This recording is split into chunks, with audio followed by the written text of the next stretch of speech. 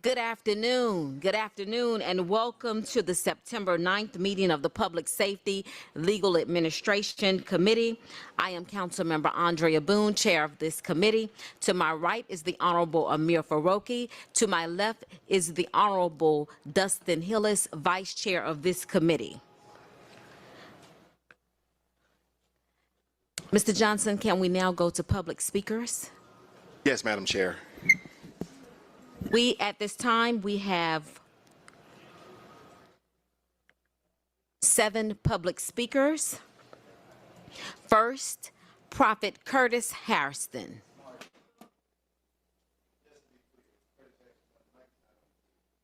Hello, yeah, the mic is on now. Amen, yes. Again, I'm going to talk about homelessness and relates to homelessness and relates to how we are allowing homeless people on our street to die in the wintertime. And I'm trying to get my camera fixed on my phone. In Jesus' name, right? So here I am, a middle-aged African-American male. When you're talking about Native Americans today, but it's deeper than the powwow. You know, Native came out of Africa. Africa didn't come out of Native, if I must explain that. So you're not running back. I'm not running into you. You're running back into me. My ancestors were first. If you really want to know, if I really got to give y'all a history lesson. But we hear, yeah, Africa was first. If you want, matter of fact, it wasn't even called Africa. I'm gonna leave that alone right now. Okay, but now I'm talking about homelessness and what it relates to our streets. Women are being raped on your streets while you celebrate. Women are being raped on, and I mean rape, I mean physically. On your streets, officers, while we celebrate.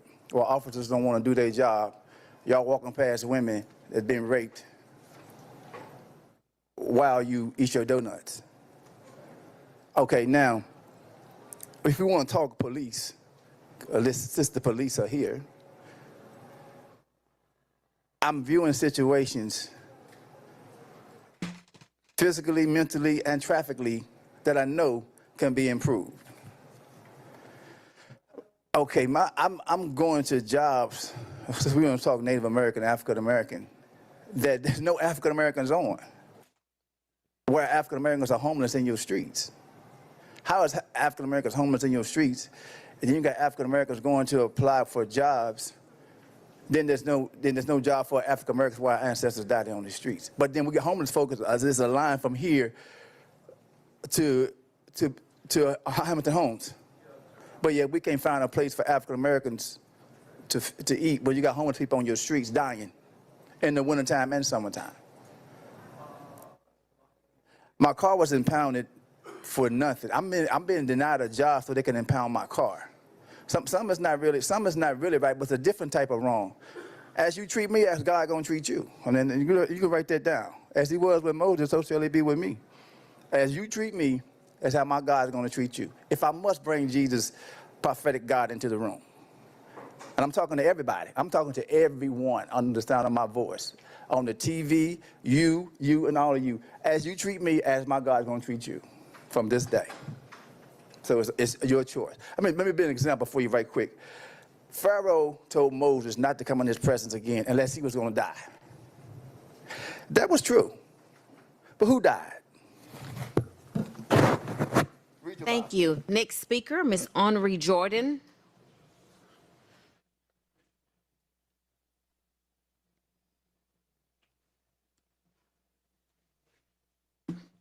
Giving out to the Spirit of God, everyone that's here. But men should be lovers of their own selves, covetous, boasters, proud, blasphemers, disobedient to parents, unthankful, unholy. 2 Timothy 3rd chapter, 2nd verse. The last days begin with the birth of Christ and will culminate in Christ's return to earth to set up his kingdom. The prediction of perilous time indicate the apostasy will characterize the final days of the church. The grand gift is a lover of his own self, covetous, boaster, proud, disobedient, unthankful, unholy, and a blasphemer. They shall cast their silver in the streets, and their gold shall be removed. Their silver and their gold shall not be able to deliver them, in the day of the wrath of the Lord. They shall not satisfy their souls, neither fill their bowels, because it is the stumbling block of their iniquity. Ezekiel 7, chapter 19, verse. Jeremiah will be vindicated, and God's prophet will be fortified against danger and difficult times. God told me to help you, but you rejected his help. And the woman was arrayed in purple and scarlet color, and decked with the gold and precious stones and pearls, having a golden cup in her hand full of abomination and filthiness of her fornication. Revelation 17, chapter 4, verse. The elegant clothing and jewelry of the woman show her wealth and attractiveness, but her activities are filthy and abominable to God. In the Bible, Jesus lets you know how he hates our sins. And he said unto me, my grace is sufficient for thee, for my strength is made perfect in weakness. Most gladly, therefore, would I rather glory in my infirmities, that the power of Christ may rest upon me. 2 Corinthians 12, chapter 9, verse. The apostle is deeply concerned about the weaker brethren, and he burned with indignation when he thought of those who would lead them into sin. Jesus, help us to lead people to righteousness, to receive everlasting life. We need what Christ has. Christ don't need what we have. It's what we owe him, because he made us to serve him and him only. And I want that power to obey Christ. What about you? I don't want to go to hell.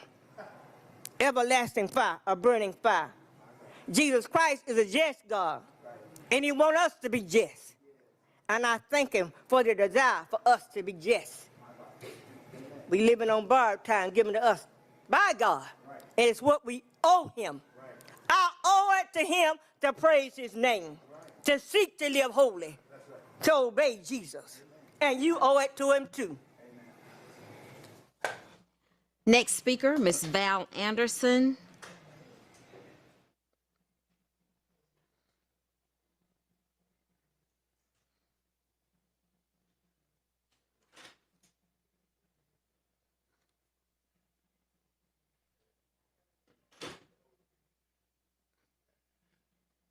Ms. Anderson, are you with Yvonne and Jamie also? Jamie, are you all together? Yes, all of us here. Yes, Okay, so you want 6 minutes? yes. Okay, And I, 9 minutes? Yeah. Mr. Johnson, 9 minutes, please. Okay, Ms. Val Anderson. good afternoon. My name is Valerie Lanz Anderson.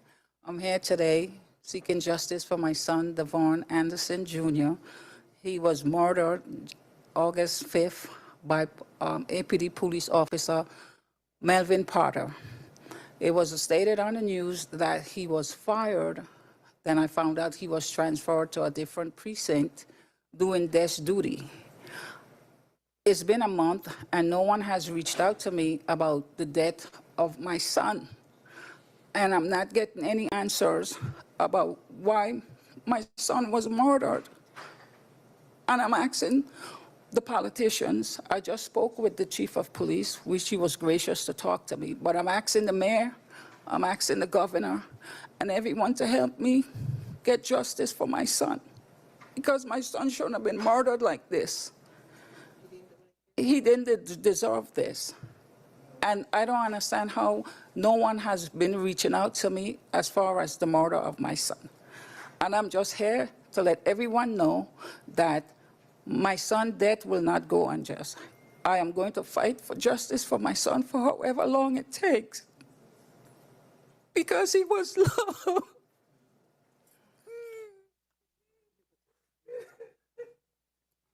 I'm sorry. I'm his aunt, and if Ma'am. anybody knows him, he's a very good person. Ma'am, please speak in the mic. I'm sorry. Yeah, if you know my nephew, you'll see that he's a really good person. He's always trying to help people, protect people, mentor people. You know, he's a good guy, and apparently he was just trying to defuse the situation, you know, asking the guys that were getting into the argument to, like, you know, stop stop, trying to get him to stop. And this off-duty police drinking, he just came, I guess, I don't know, for whatever reason, and came and just let loose and shot him, killed him for no apparent reason. He's not an animal, he's a human being, and he's a good human being. So we are not gonna go away, we're gonna continue to come here until somebody help us, because we're gonna get justice for Bobby.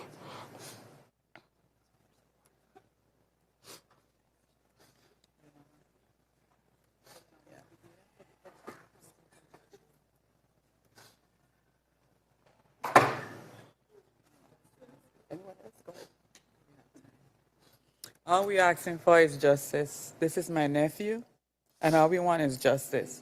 From what we understand, just like she just said, he was de-escalating the situation, and he was shot point blank in his chest. All we looking for is justice. I mean, everybody have their faults, but this is no way for you to go out. 38 years old. Your life is just beginning. All we want is justice.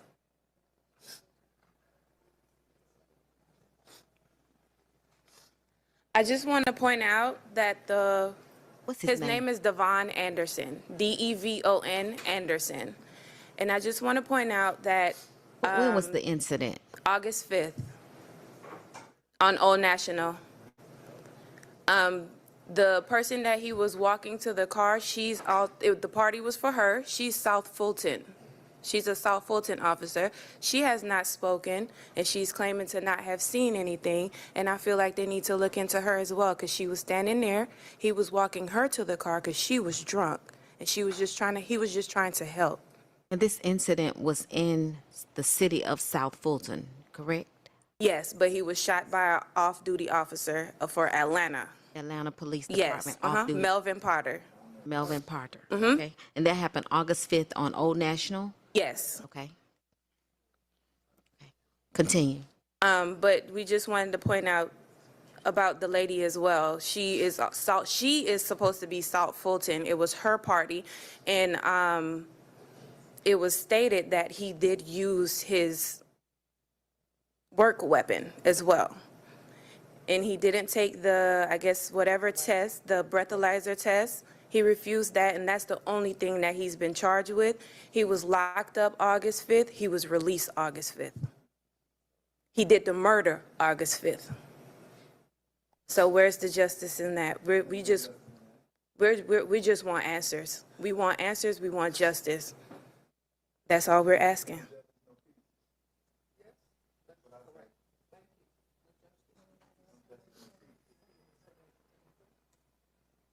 And we thank you for this time, but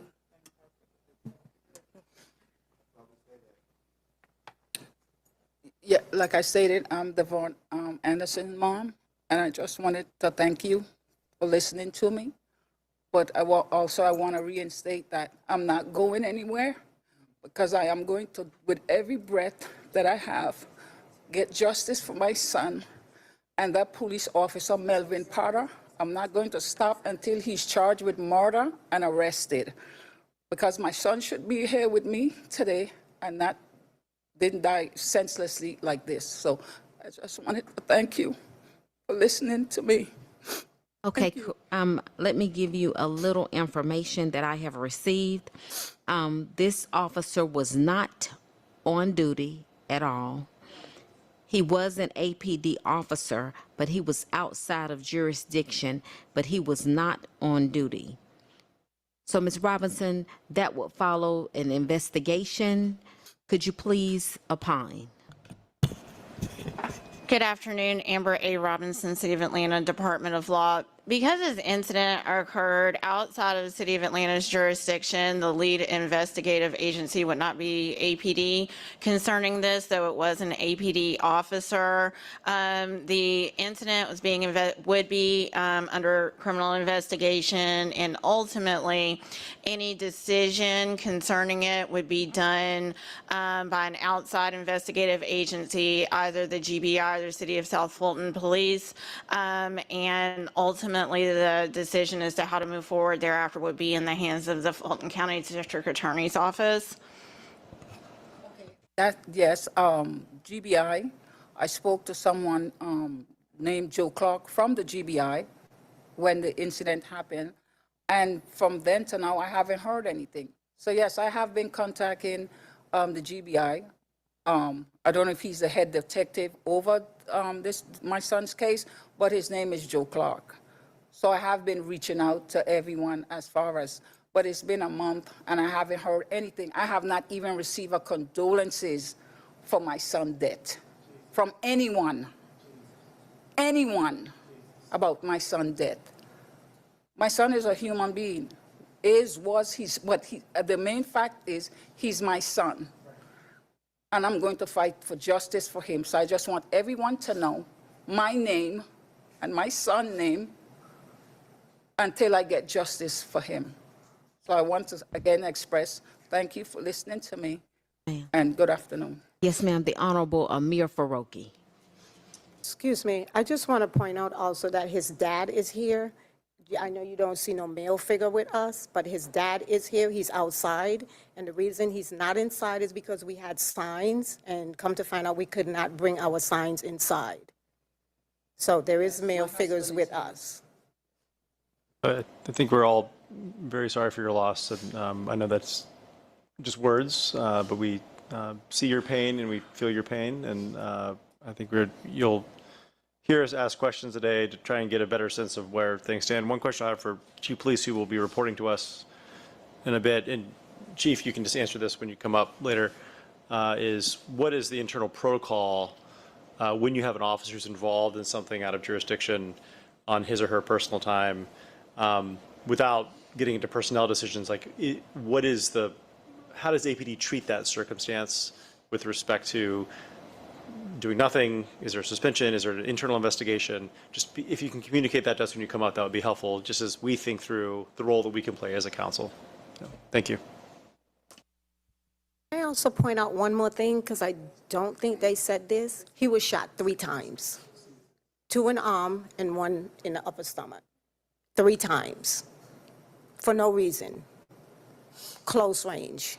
You have our deepest sympathy, and this matter is in the Fulton County's purview. We will definitely be following up with that. And if our staff, we do have your 678-612-6693. Is that the best number? We will be following up and sending them an email regarding this. You have our deepest sympathy.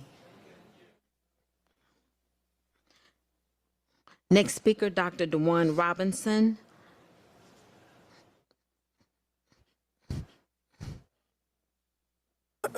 You have 2 other speakers with you, Yes. a total of 9 minutes. Oh, this is hard. Ms. Anderson, one thing that I will say today is that my condolences as well. I just met you guys, but we have a chief of police in this city that I can assure you that will exhaust all his resources to help you. Sometimes Sam may not think that way when there's an investigation going, but this is an honest man. His team is honest, and they try to work with you. So I can give you my word as a person who don't play those political games, that we do have an honest chief that is sympathetic and will be willing to help you guys. Board, I am here before you again today for the 3rd time in the many weeks, pleading that you take a stand and support the women in the city workforce.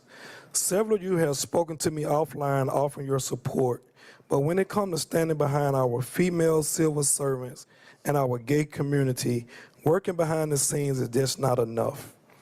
If we were talking about your wife, your sister, or your daughter, or your male partner, would a promise of working behind the scenes be enough for you?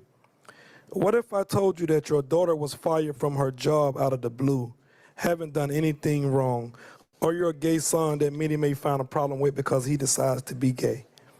What if I told you that her male replacement was not only selected with the job, without a job posting, but selected in an interview, but was fully hired in the place before your daughter was even told she was fired? What if I told you that your wife lost her job all of a sudden, having done nothing wrong, and a man replacing her was set to make $20,000 more than her, not qualified, but also she is responsible for training this man. What if I told you that your sister was demoted from a position that she held for nearly 10 years? She was told that the department was moving in a different direction. The man replacing her would not only pay $15,000 more than her, but your sister would be told that her job would be to train and she would be replaced by this same said man. What if I told you that all these examples are not only real, but these were women and men over the department containing many employees? What if I told you that if they had a problem, an employee, the HR would never permitted them to fire anyone on the spot? What if I told you that HR always require progressive discipline and the opportunity for improvement for the employees they manage, no matter how bad they may have been? What if I told you these women and this said man of the LGBT community wanted to pay any of their team members more money, an official justification always required by HR, subject to approval by the COO herself? Knowing that your wife, your sister, your daughter, your son have been forced out but treated unfairly by the folks who are supposed to be the referees, I am certain that it would spur you into action. What has happened at the courthouse did not just happen to one woman. Happened to 5 black women, an Asian woman, and a man of the LGBT community. It has happened to a handful of people that have allowed these things to happen over at the courthouse. What type of environment are we cultivating in our city?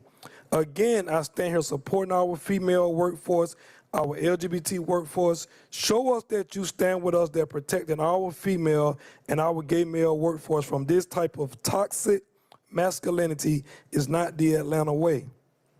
Now, when I looked at the Public Safety Committee oversight, part of the courthouse staffing is a part of your oversight. When we have these things that have taken place, forget about we got a black woman running for president of Indian descent and Asian descent. Let's forget about that. Forget about all of these things. We dealing with what's right and wrong. We just got rid of a HR commissioner, I can say this, that was holding up APD hires. This is what I know. Ain't nobody from APD told me. This is what I know. Right. So we were fighting trying to keep a woman here because some of us want to be friends with her. But when we put APD in a pickle where they can't even say, this woman is combative, she's holding up our hires and other people's hires. Right. These are the things that we're dealing with in the city of Atlanta. But nobody wants to say these things. These things are real. Imagine our city being plagued with public safety. Now, Chief, you and your team are doing a darn good job because we are understaffed, and our numbers are lower than they have been in decades. I salute that because public safety is a real issue. We can't try to double down on these things just because the World Cup coming. I was a teenager when the Olympics came, when I seen how things were ushered out and rushed into. We're doing the same thing in 2024. We need to get it right. We ask police to protect and serve. No chief of police, no mayor is going to get it 100% right in certain people's eyes. But I think we have a chief that is trying to get it right. I think we have people up under him that believe in his leadership. He's accessible. And I think we have a darn good chief. But we have a few bad apples in the city that make their job even harder when you have the head of HR holding up hires because he or she may have some different agreements with our chief of police. Do y'all understand how serious that is? Your head of HR is holding up police hires in a city where we fight for public safety. This is why I be so adamant about when I come up here to do these things. But we're going back to the court. You guys have a fiduciary duty to ask and investigate these things.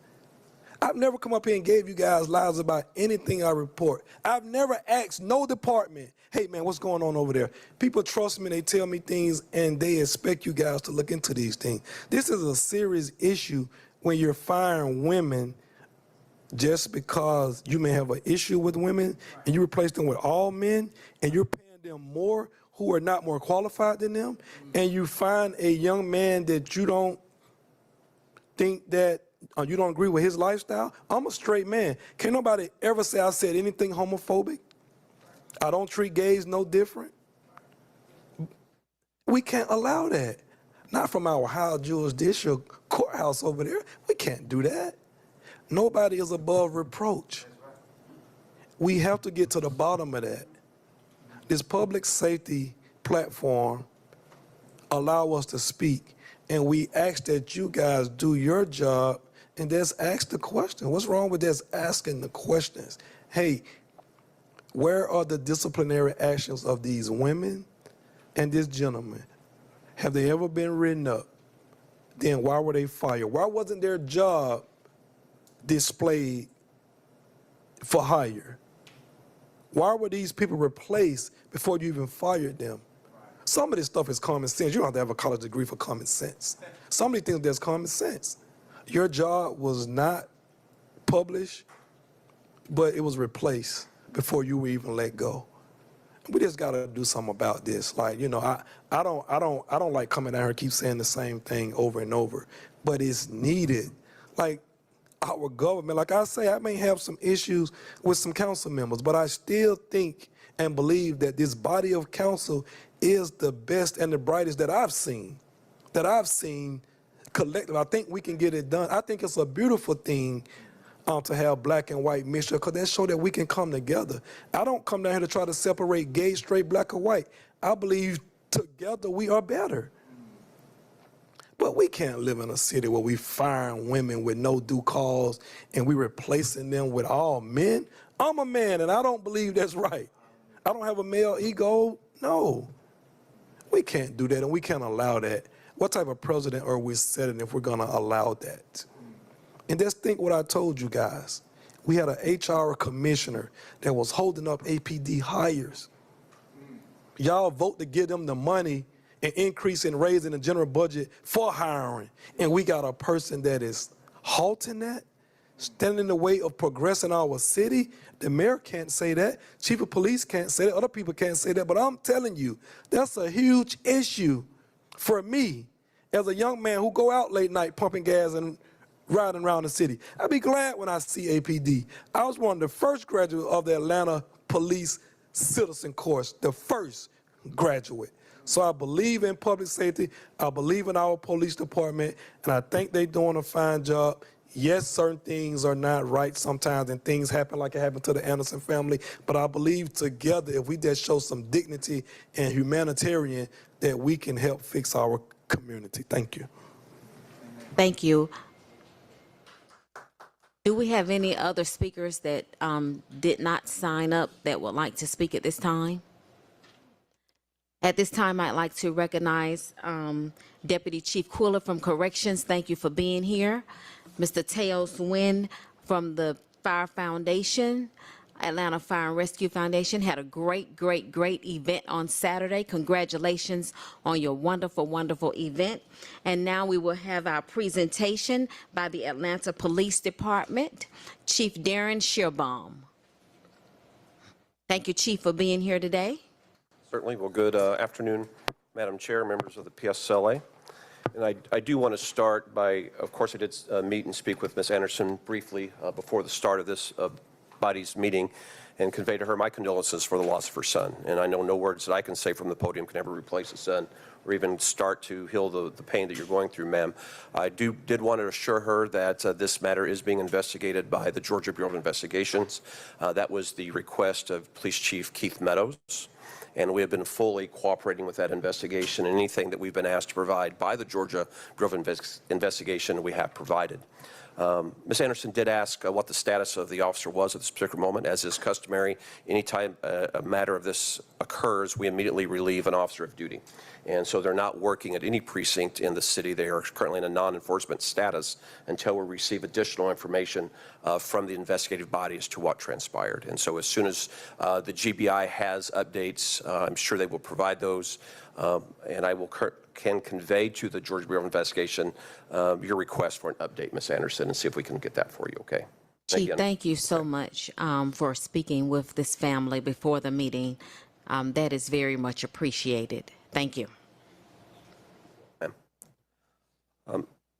Members of the committee and the public that are here in the room today and viewing, just want to provide an update from the Atlanta Police Department on behalf of all the men and women of the police department, our partners and the civilians that serve and protect our city, provide a quarterly update of where we currently stand with crime in the city and other matters not related to crime, but certainly are related to public safety. If you look on the report that's been given to you, this is a conclusion, a snapshot of where crime stands for the weekly, the 28-day, as well as the year-to-date in our city as of August the 31st. And if you will notice a few trends in there, areas that we are seeing reductions in, which we are blessed with, and other areas that we continue to work with to bring around similar reductions. We have 4 areas that we see a slight increase this year as compared to last year. That is around larceny, other burglary and shoplifting, and then the offense of rape. I would like to note the vast majority of those offenses tend to be individuals that have some level of relationship or know another individual. We do have a small handful that have been a stranger on stranger. We've moved quickly to make arrests in those areas. I'm glad to report that currently we're down 3% overall in crime in the city. I think when I spoke to you all last, we were right around 11% or close to that area, so we've seen a reduction over the summer. Areas that we're glad to see a reduction in is we resumed our downward trend in homicides. There's another slide for that here very shortly that I'm going into more detail on what we're seeing in our city. But aggravated assaults down 10%, and then person shots down 11% in our city. So when we see that on the news, it is always very disturbing. Officers work quickly to address that, bring people before a court for accountability. But we are glad to see those reduced yet for a second year in a row. In addition, robbery is trending down by double-digit numbers. This is important because historically robbery has been the number 2 motivator for homicide in our city. That is no longer the case, and which we'll get to shortly, but the robbery unit and our proactive enforcement teams do go out to make sure we disrupt those crews that may be busy in the city. And then you can see the reductions around car break-ins and car thefts. You all may recall all last year, every time I stood before you at this podium or a member of this department stood before you at a podium, we had to report to you that car thefts in our city were up. And so we're glad to report we're seeing a trend going in the other direction now, and by a considerable amount. We are coming out of the summer. Most of you are veterans of this body and therefore know we see a summer bump generally around crime in our city. And thanks to the holistic approach by our mayor, that everyone has a role around crime reduction and public safety, a lot of work around our youth of our city, the work of the men and women of the department and our law enforcement partners, we actually saw a drop in crime over the summer. We did not see that traditional increase that we normally see from that time from Memorial Day to Labor Day. Some key areas that we saw a reduction in were person shots, which went down, as well as auto theft, which were key indicators that sometimes go the other direction during the summer month. And we want to thank everyone that invested in the mayor's Summer of the Youth and Summer Employment Program around youth. We do believe that made a difference when we did not see the normal increase around car break-ins and thefts in our city over the summer. We also had a number of details that went out where we're focusing on street racers in the city, as well as areas that we believe breed gun violence. That was our heat wave details that we did 5 over the summer with all of our partners from the federal, state, and local agencies. During that time, we were able to arrest 80 individuals, which we believe had a proclivity for gang and gun violence in our city. 17 of them were documented gang members. We took 38 firearms off the street, many of them high-powered assault-style rifles. During that time, we worked hard on our curfew details, as well as made adjustments on off days and hours of deployment for the teams to be out throughout the city in all 245 of our neighborhoods across all the council districts.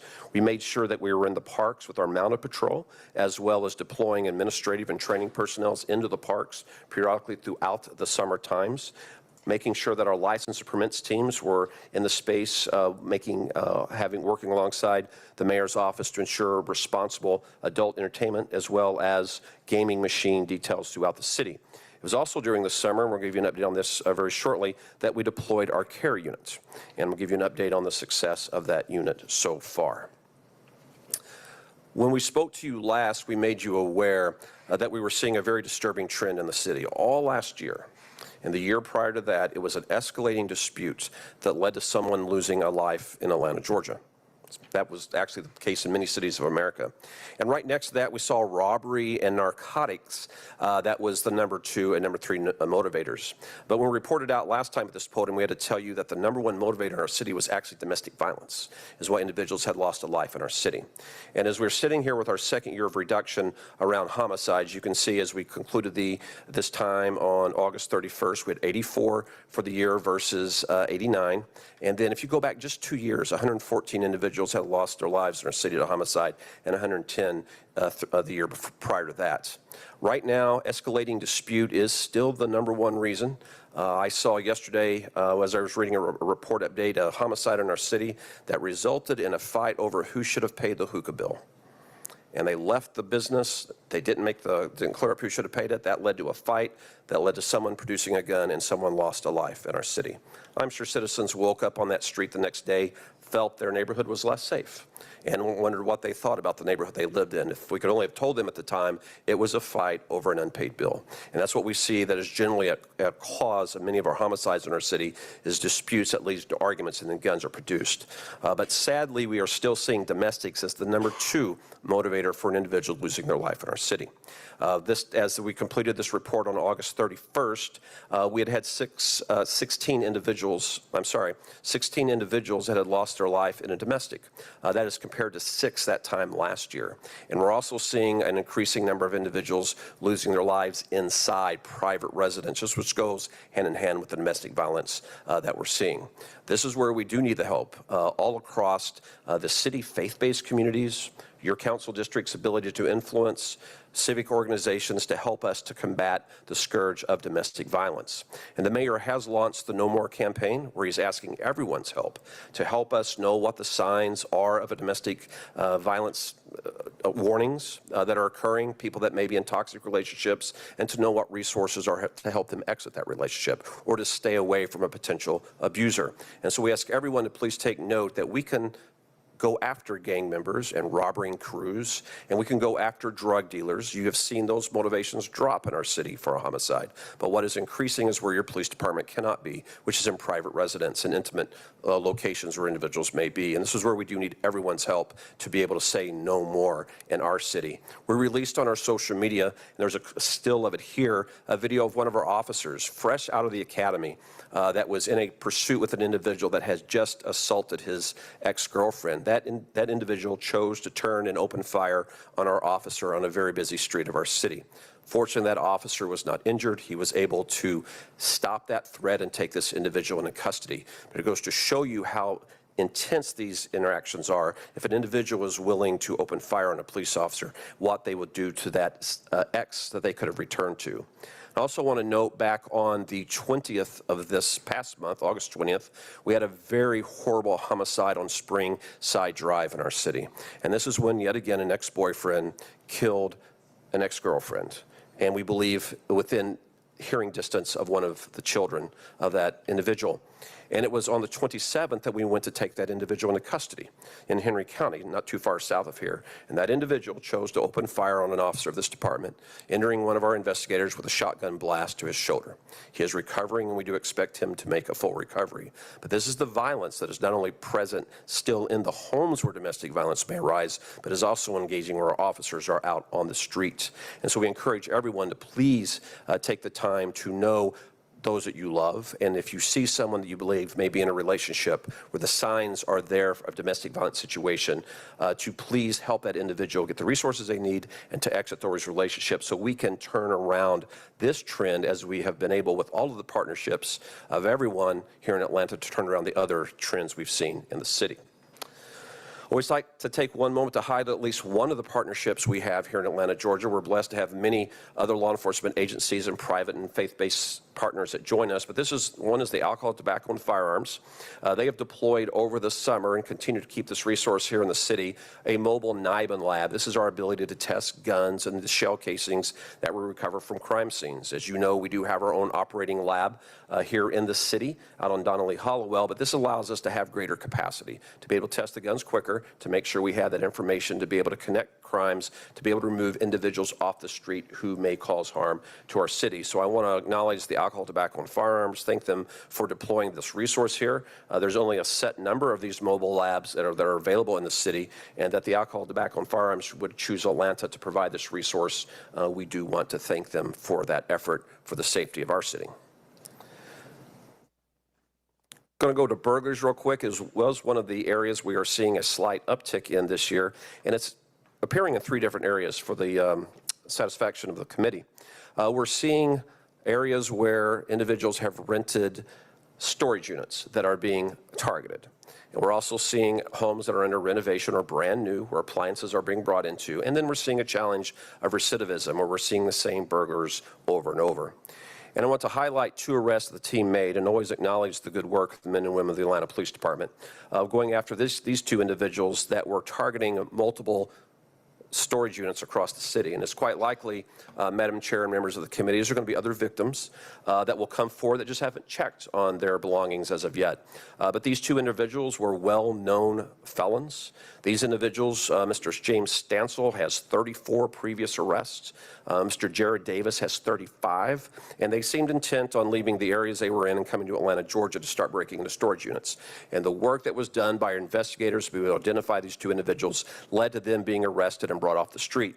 And we even since have been able to identify Mr. Davis has also have been committed other burglaries in the city as well. So I would encourage anyone that's listening to this report, if you have items that are being kept at a storage unit, just check on them periodically, because the longer that time may pass that before the burglary is discovered, we have a little bit harder time catching who may be responsible for that.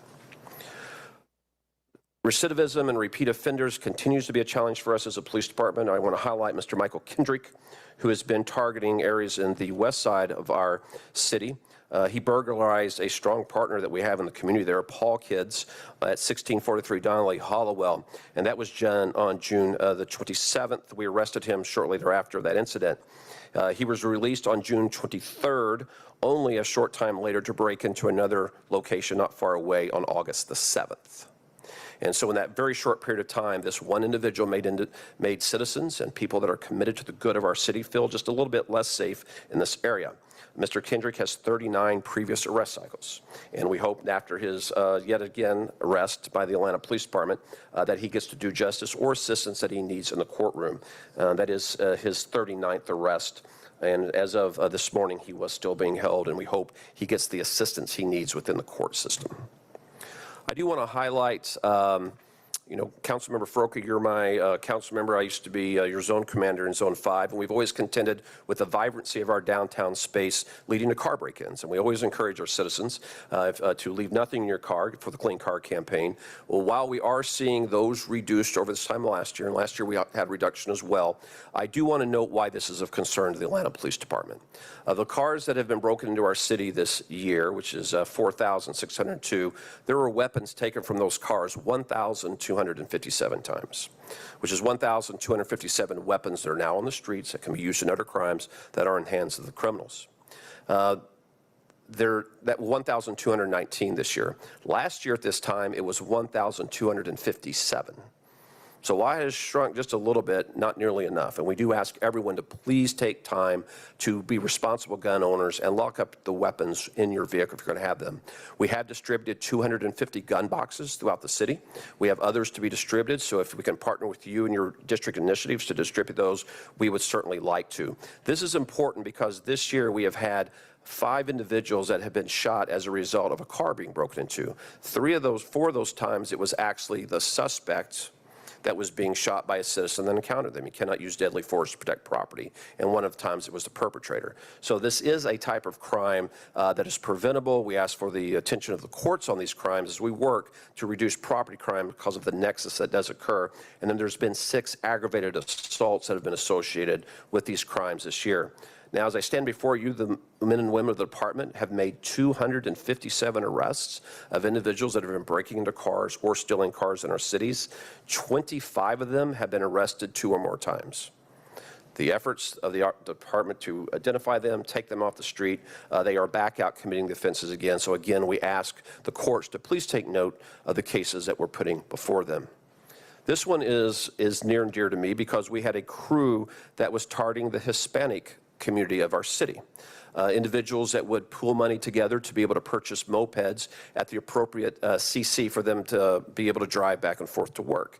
And we had a group that started going across the city targeting them because they felt the crimes would not be reported to the police department and that they would be able to continue with this. Our Hispanic-speaking investigators went to work in this community. They were able to identify a number of victims and able to identify this crew that was at work that we've been able to deconstruct at this moment and start returning the stolen mopeds events back to the community so they could go about their daily affairs, supporting for their family. So I do want to thank the men and women of the police department for recognizing this. Oftentimes, the Hispanic community doesn't always come to their police department reporting that they're victims of crimes because they believe we may be involved in enforcement of immigration. That is not our duty. Our job is to make sure everyone in Atlanta, Georgia is protected and receives the dignity and protection of the law. Members of the committee, as I get closer to the end, I just want to note it's just not crime fighting that the men and women of the police department are about doing, but we have a lot of large events that occur in our city. We just ended Labor Day weekend, one of the most attended weekends of our city. When we had Black Gay Pride, we had Dragon Con. Georgia Tech continued their undefeated winning streak here in the city. We had UGA here, as well as the Mays Douglas game that was played in our city, all safely thanks to the partnerships and the work, everyone from faith-based to our regional partners to the sworn and civilian members of the department. I want to note a few that have already faded into history, but have occurred since I briefed you last that I think need to be noted. We were given the distinction of hosting the first debate of the presidential season. And while you see on the screen what America saw, which was our democracy in action, what was occurring on the street were a lot of protests occurring, individuals that wanted to be heard, individuals that had important issues to them that were at 7 distinct locations throughout the city, primarily in the Midtown community. And the work that was done by the department, our partners at the state, federal, and regional level to make sure each one of those were safe and everyone got to be heard on the issue that was important to them was going on behind the scenes as we responded to 911 calls, as we fought crime in the city. We also had other individuals arrive in Atlanta that meant to do harm, and they arrived here primarily from the Northwest. They came here in hopes of being able to spread dissent within that area, and I want to commend again our partners that were with us from the state level, across the region, and the federal level to make sure that we had no incidents of violence or vandalism or arson occurring in the space around the venue. This was able to occur because of the collaboration that we have. Here you see photographs from inside the Joint Operations Center, where you had law enforcement from across the spectrum that were present, making sure that democracy, the First Amendment, was alive and working. This is the room we activate for all key events, including the 2 appearances by our candidates that occurred very recently just down the street at Georgia State University. On those 2 appearances, we were providing support to Georgia State University, but we were also responsible for securing the motorcade routes and other venues where individuals were protesting. That was a lot of work by the sworn and civilian members of your police department. And I want to commend them for very long days and hot days, because while America saw that, here's what we were engaged in. Individuals that were outside that also had strong opinions about what they believed and who people should support or not support, or issues that was important to them. And there was some elevated emotions that were outside, but you will see photographs there of your police department. You see officers on the street. You see them putting barricades out. You see the bright fluorescent colors of our bicycle officers that are in that space, keeping the peace, keeping order, and make sure everyone could be heard on what they can do. And there's one picture in there I like that is a citizen that came up. It was very hot out there on the second event, holding an umbrella over one of our officers to keep them out of the sun. So I just appreciate the community for helping us out there in that space, and just want to commend the women and men of the police department for their work on that. 245 neighborhoods in our city. We were present in many of them for the National Night Out, so it was good to see everyone out throughout the course of the evening. We could not be a safe city that we are. We could not have the successes of where we're going as a city if it were not for the community. So thank you for everyone that came out and supported us. It was good to see many of the council members out throughout the day. All of those that have integrated their cameras, registered their cameras, as well as formed neighborhood watches. That is how we are seeing reductions of crime in our city. So it was good to see Atlanta out on National Night Out. The CARES unit rolled out. You all may recall that Mayor brought forth a proposal for a CARES unit about the same time the state had stepped back on some funding around the HERO units in the state. We have started now. We now have 6 that are on the street working.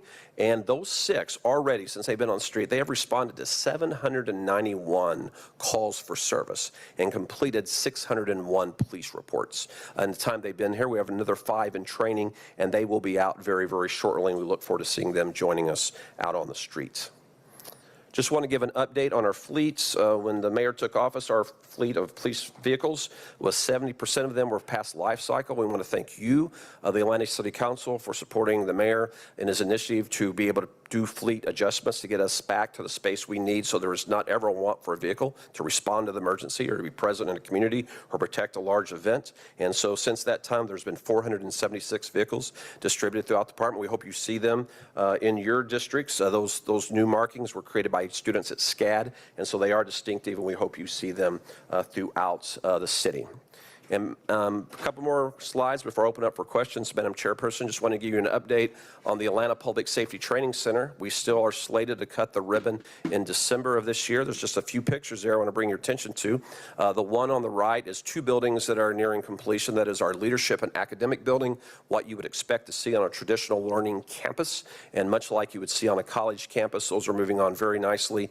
What you see in the left hand is the new fire department's training station, giving them the classrooms and the space to learn all of the functions. And then you see that rescue tower going up in the background. That is a 6-story rescue tower to allow us to simulate all types of emergencies that can happen in a high-rise building of the city or even a home in the city, be able to effectuate a rescue. And then for those of you that are fans of our mounted patrol, you will see the new mounted facility that's coming on there that will be opening latter part of this year for our horses. This does not count all of our driving facilities, as well as our simulation center, the range, and the K9 that is going in out there as well. Giving you a snapshot, we have 21,000 citizens that have registered cameras in the city, 19,787 integrated cameras in our city. This helps us every single day to keep Atlanta safe, from solving crime to finding lost children to finding at-risk adults who have wandered from home who may be suffering from dementia. So thank you, Madam Chair, for this time to bring forward the quarterly report. Open for any questions that you or members of the committee may have. Thank you, Chief, for this very well done report. We have been joined by the Honorable Councilmember Michael Julian Bond.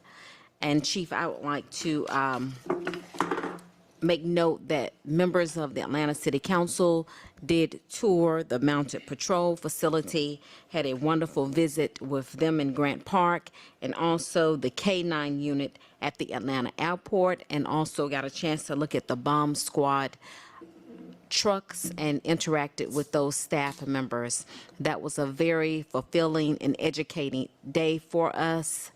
At this time, we have questions and concerns from the Honorable Vice Chair Dustin Hillis.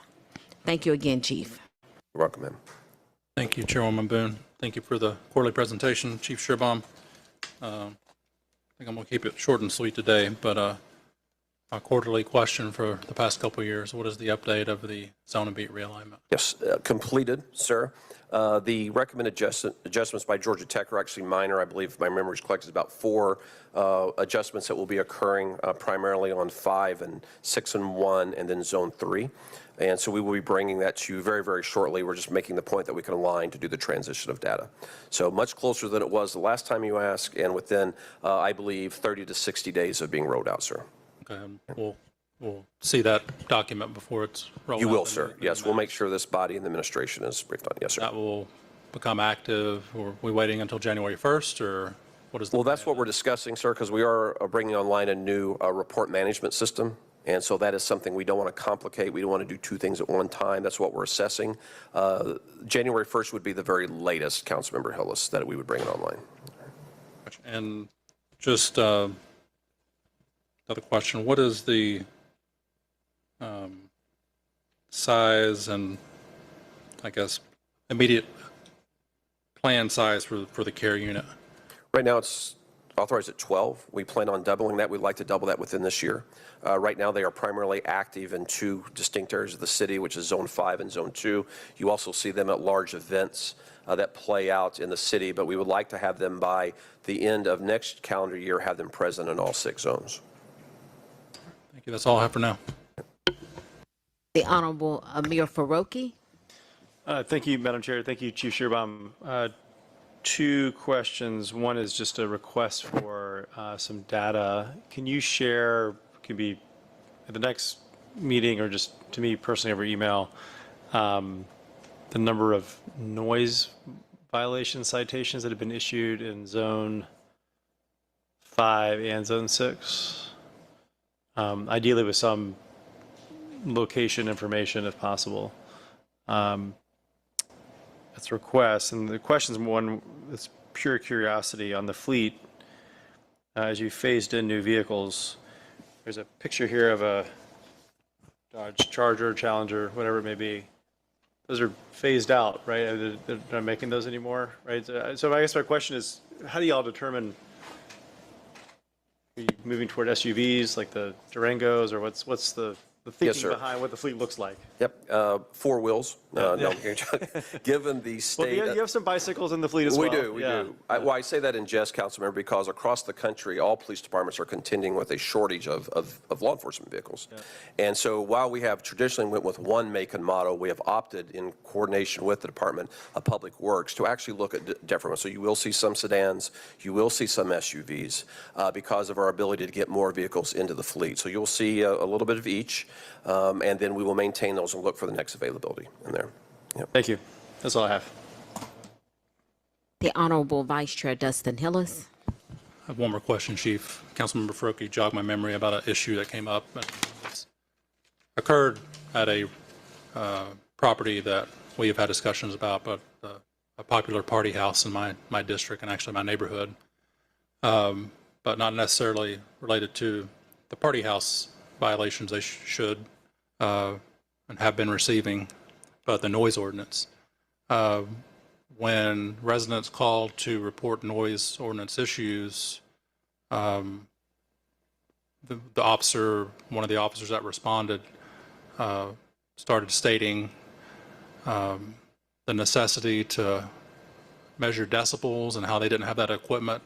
And this body revised the noise ordinance, and I believe Ms. Robinson can correct me if I'm wrong, but we no longer rely on decibel readings.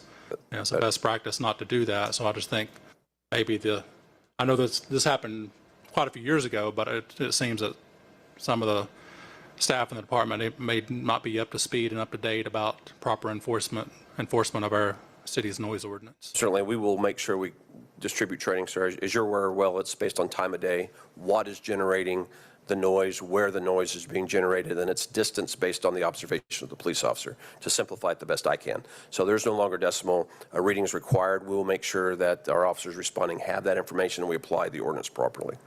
Thank you for that. Again, thank you and your entire team for being responsive to the citizens of Atlanta. Very well done. Thank you. Thank you all. Our next report, PAD, please come forward.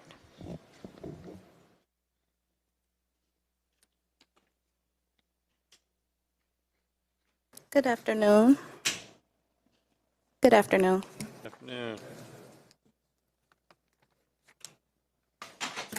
My name is Tony Jackson. I am Wait, give us 1 second. I think we're having a little technical difficulty at this time. Channel 26. Please proceed, ma'am. Good afternoon. My name is Tony Jackson, and I am the Director of Community Response Services at PAD. Policing Alternatives and Diversion. PAD is an Atlanta-based nonprofit organization that improves community safety and wellness by addressing the needs of people experiencing concerns related to substance use, mental health, and extreme poverty, reducing policeman engagement and incarceration of people experiencing these concerns, as well as increasing connections to supportive services, shelter, and other resources. Between May and July of 2024, we had 54 diversions. Our top diverted charges are criminal trespassing, shoplifting, public indecency, and pedestrian and roadway.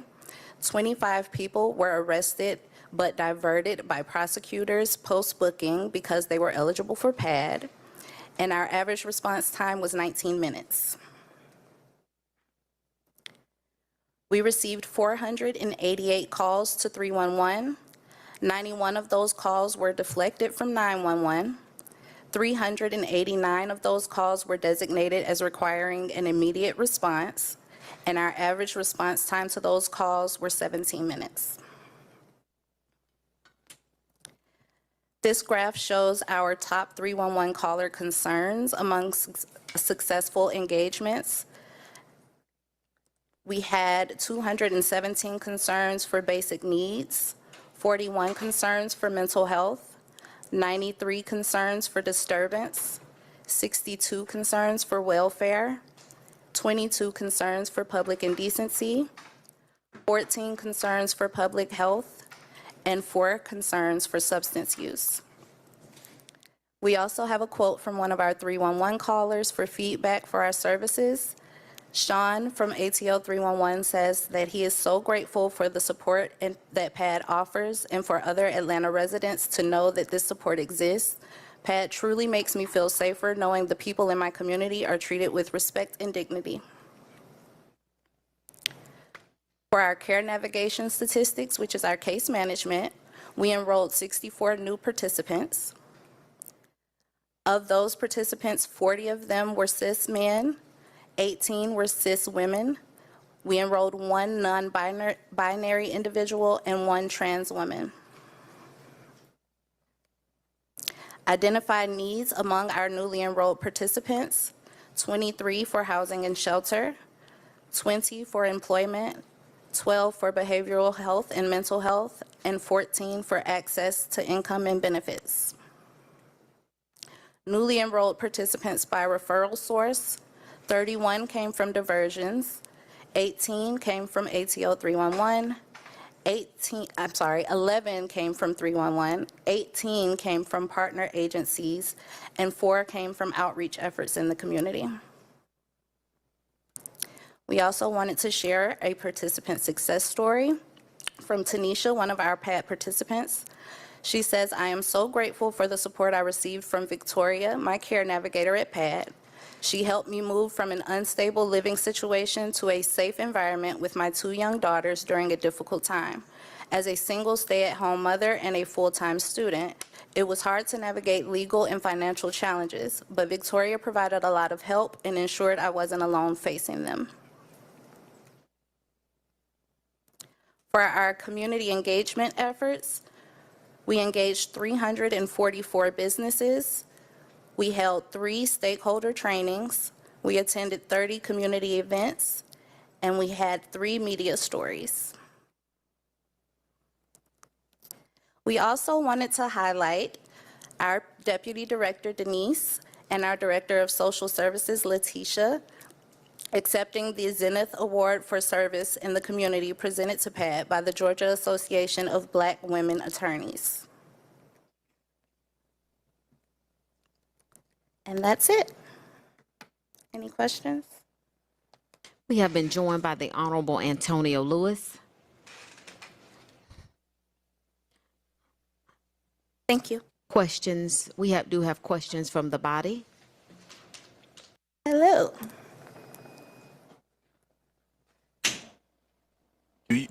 And so thank you so much for your service to the city. We as a person who's always advocated for PAD and for more funding, I'm excited to hear this report and to see the work in the community.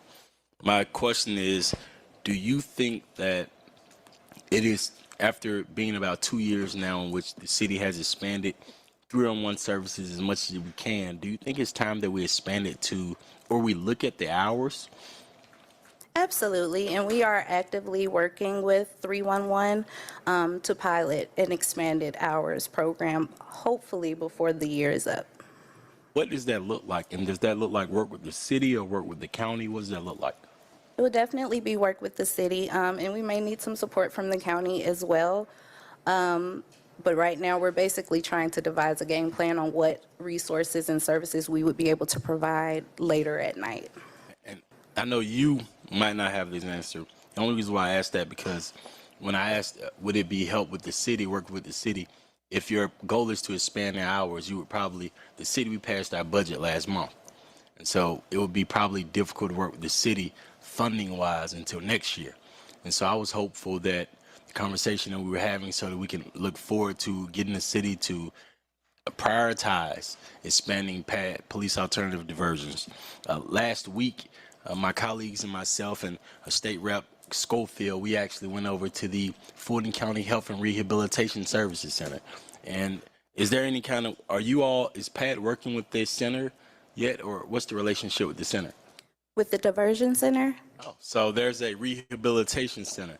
So Fulton County, the state of Georgia has looked at the county of Fulton, and they deemed that the county of Fulton needs 3 rehabilitation mental health centers, right?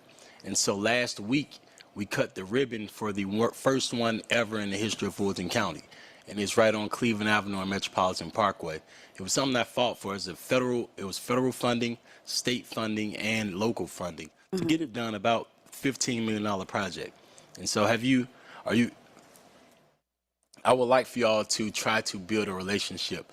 We have 100 staff members from Grady Memorial Hospital that are there 24 hours a day. This is a space where if a person has mental health issues, you would take them there. It's supposed to be the first stop. And so I would like for PAD to figure out a way to work with them and to start looking at next year's budget of July 1st, trying to get it try to become 24 hours by next year. Will do. Thank you. You're welcome. Thank you. Any other questions or concerns? Okay, ma'am, we do have some issues of concern. Will you please come back to the mic? Please come back. Tell me a little bit about your organizational structure at PAD. Tell me a little bit about your organizational structure.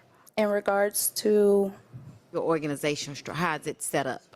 we have a community response department, a care navigation department that falls under social services, and a community engagement department. 3 departments? Okay. Will you take these areas down for concern? Yes. Peyton Road and ML King, Lyndhurst Drive and ML King, Baker's Ferry Road and Fairburn Road, and Peyton Place.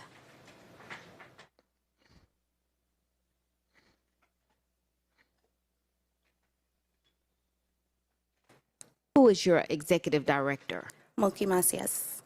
Could you give us her email address, please? And exactly what do you do for the organization? I'm the director of community response services.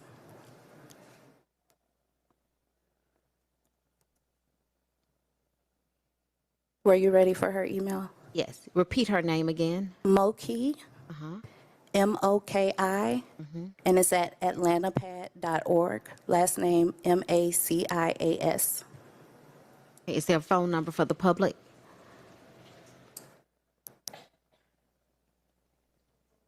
Yes, I'll get that right to you. We can wait. This is a very, very serious initiative. So we need information. Yes. For the public to make a referral, they just call 311. But if you're looking for a direct office line to us, I'm Denise White, the Deputy Director, and my email address is denise@atlantapad.org, and my cell is 770-906-2333. Okay. Okay, we have questions from the Honorable Vice Chair Dustin Hillis at this time.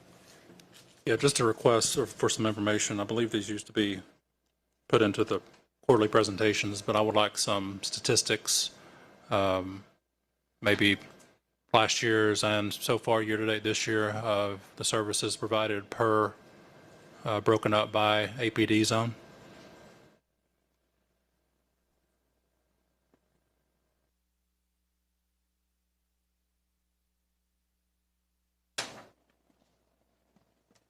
Do you have any of that information today? I too am very interested in that information. We would like some more information on that today. We can get it. Okay, we can wait. Nobody can, that's not available right now? That definitely should have been included in your report.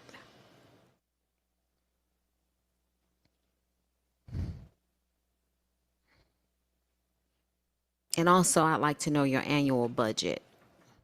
We can take another question while one of you all gets us that information. The Honorable Antonio Lewis.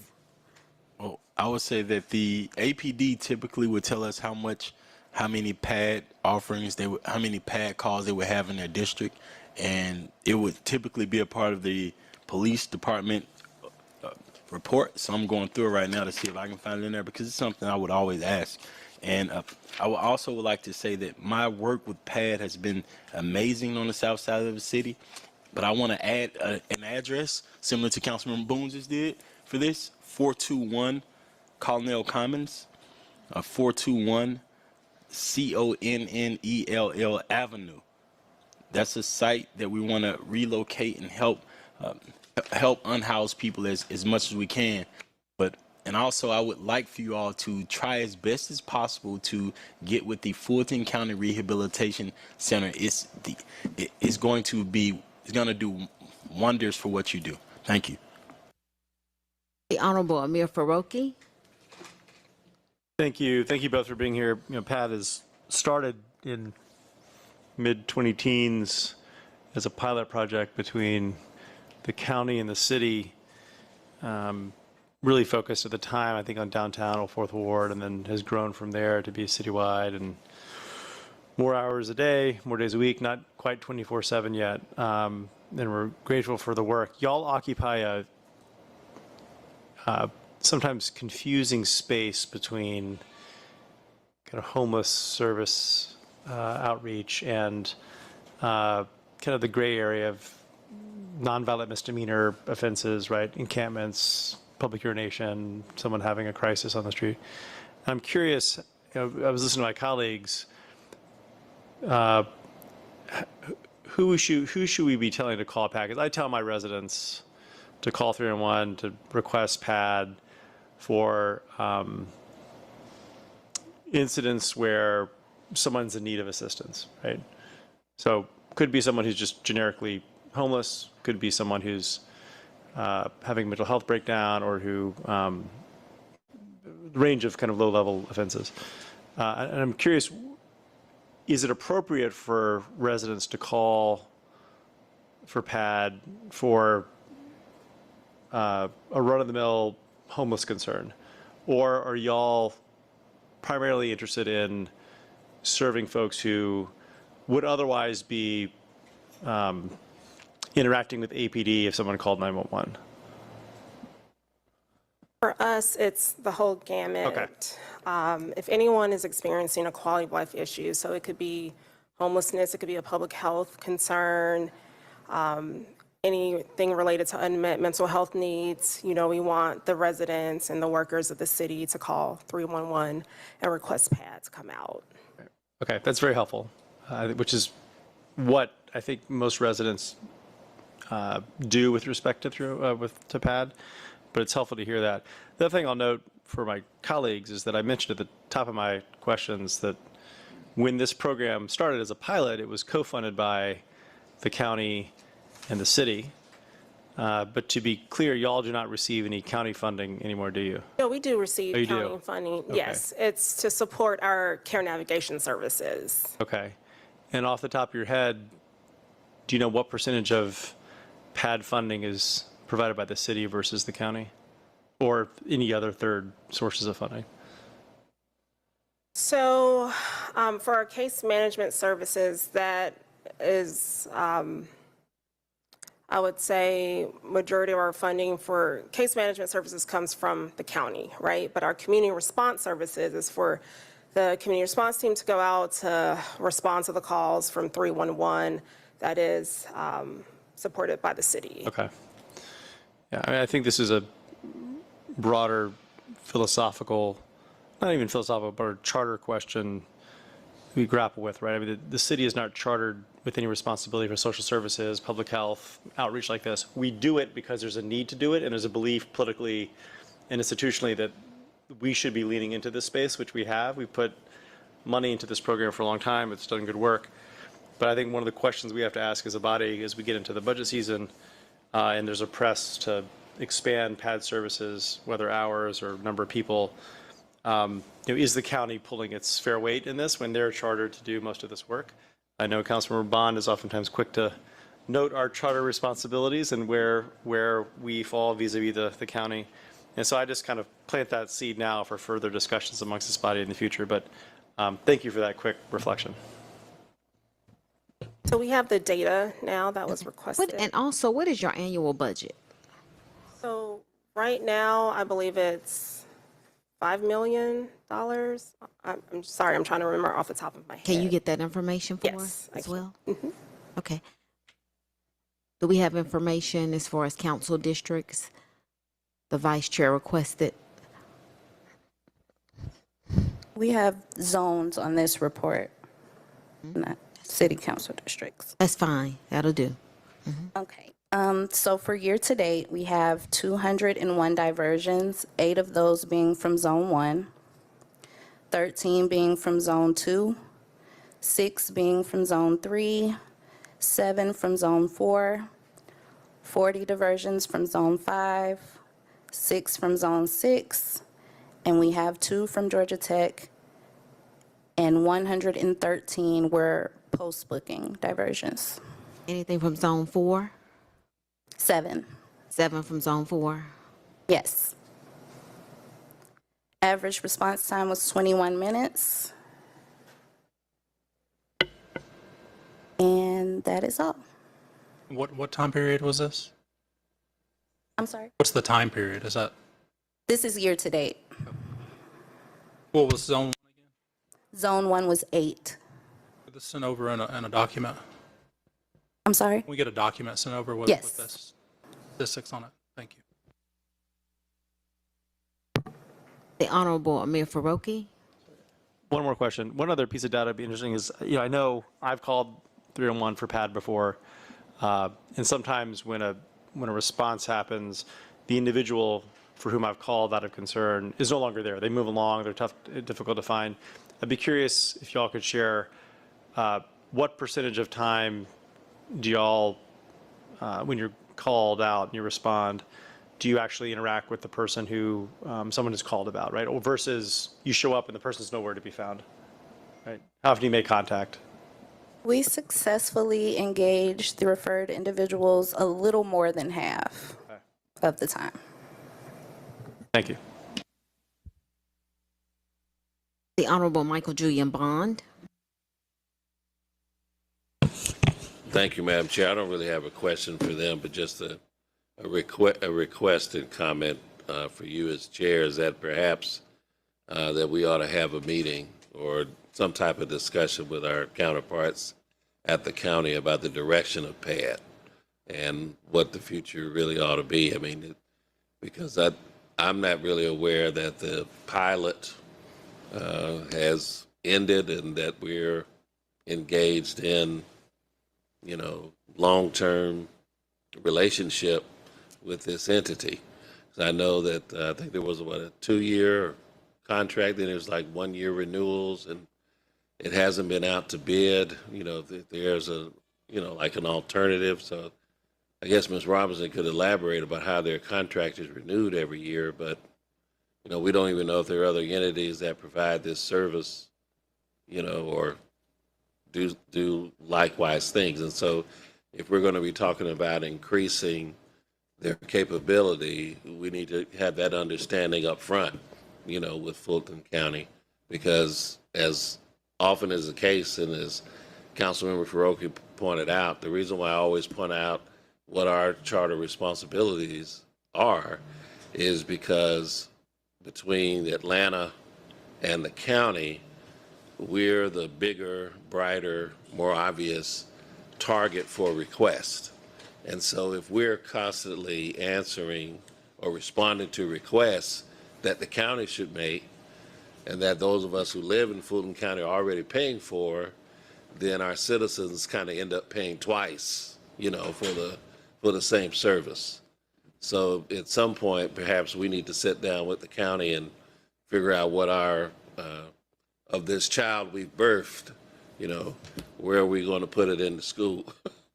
How are we going to provide for its growth, ahead of any other speculation or, request for expansion, so that we have a clear understanding that we know what our investment's going to be and responsibilities, and we can better define what their responsibilities and investments going to be.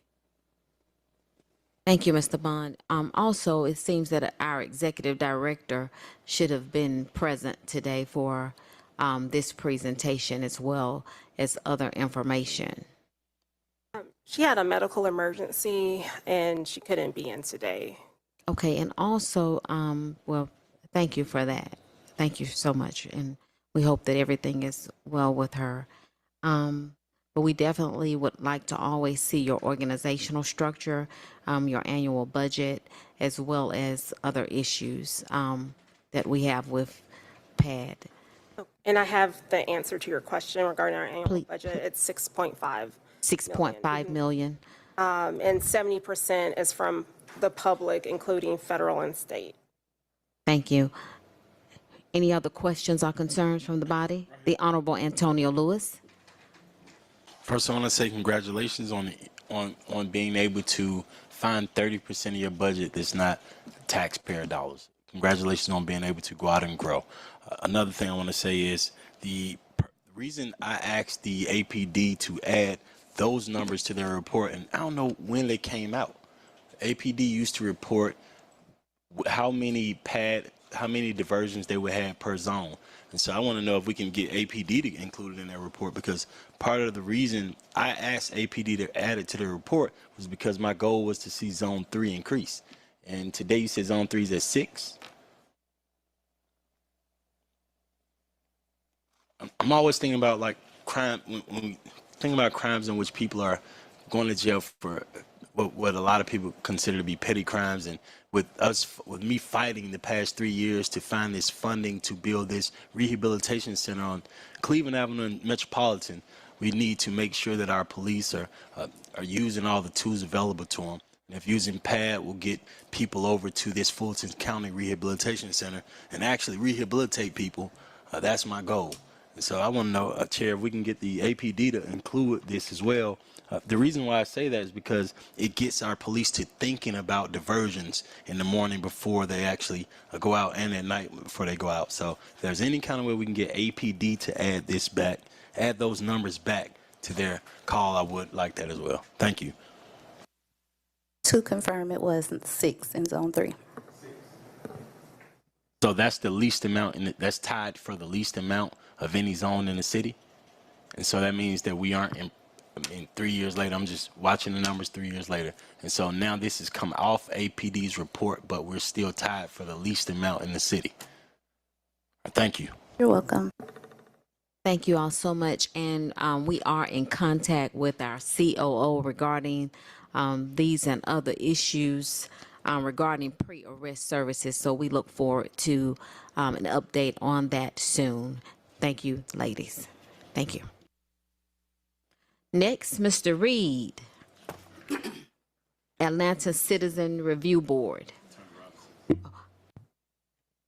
Attorney Amber Robinson.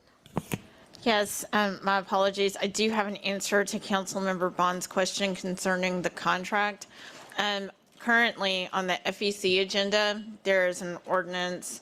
It is 24-01474 for second read, and it is to authorize an agreement for mobile community referrals and diversion services with PAD, retroactive from July 1, 2024, for a term of 2 years with two-year renewal options in an amount not to exceed $5 million and 0 cents for the first 2-year term.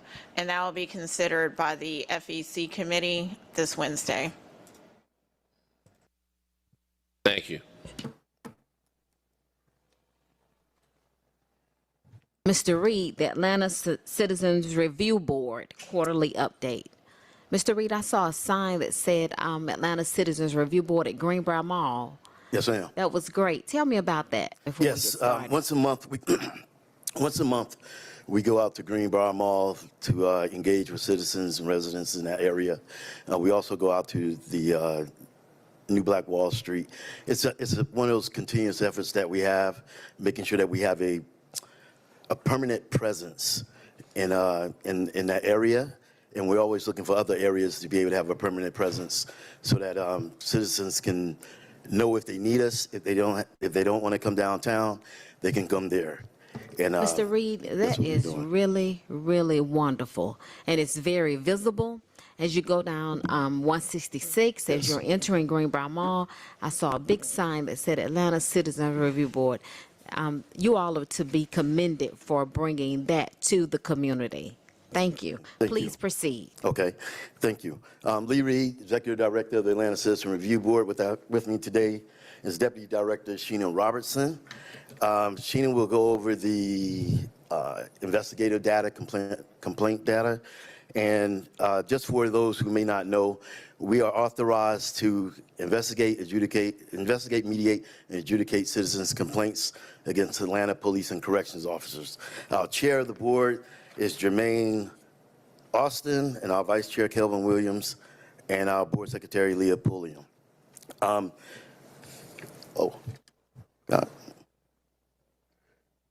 There are executive officers. And so we'll jump into our investigative data, and Ms. Robertson, the Deputy Director Robertson, will speak on that. Thank you, Director Reed. Good evening, good afternoon, everyone. So for the fourth quarter of FY24, the agency received 41 complaints. Mostly half of them were assigned for full investigations. The other half were dismissed, and the main reasons for those dismissals was because the complaints were against law enforcement agencies other than Atlanta Police or Corrections. Zones 1, 5, and 6 received 70% of those complaints, and council districts 2, 3, and 4 received 60% of those complaints. And at the end of the quarter, we had 183 active investigations, and we've closed 13. And our investigative timeline averaged 157 days. So I just want to note that our total complaints that was received for the FY24 was 188, and 48% of those were assigned for investigations. Our top 3 allegations for the fourth quarter were appropriate action required, which consisted of allegations involving false arrest, inadequate investigation or services, false imprisonment, which consisted of allegations involving illegal stops and detainments. Mostly those were traffic stop incidents. And the third one was violation of Department of Standard Operating Procedures. And those allegations consisted of arrest procedures, inaccurate report, failure to complete a report, and illegal searches. I don't know what's going on with this PowerPoint. Okay, there we go. During this quarter, the APD notified the ACRB of 2 officer-involved shootings. Those incidents one was in Zones 3 and Council District 12, and the other one was in Zone 1 and Council District 6. We was also notified of 1 in-custody death that occurred in Zone 6 and Council District 2. During this quarter, the board held 3 public meetings, which are held the second Thursday of each month. They adjudicated 5 complete investigations, which consisted of a total of 11 allegations, and all involved APD, and 36% of those allegations were sustained, meaning that there was sufficient evidence that the officers involved committed the acts of misconduct. And 5 at the end of the quarter, there was 5 completed investigations that were awaiting the board's review and determination. And at the end of the quarter, all of those sustained allocations were still pending a final response from the APD. And that concludes my part of the presentation, and Mr. Reed will return to discuss community engagement. Thank you, Shane. Thank you, Deputy Director. Okay, so for the fourth quarter, as it relates to community engagement, we're looking at between April and June. We attended 19 events during that quarter, made 60 cold calls, And you can see on the slide the list of the events that we, well, some of the events that we attended. Some of those were multi-day events.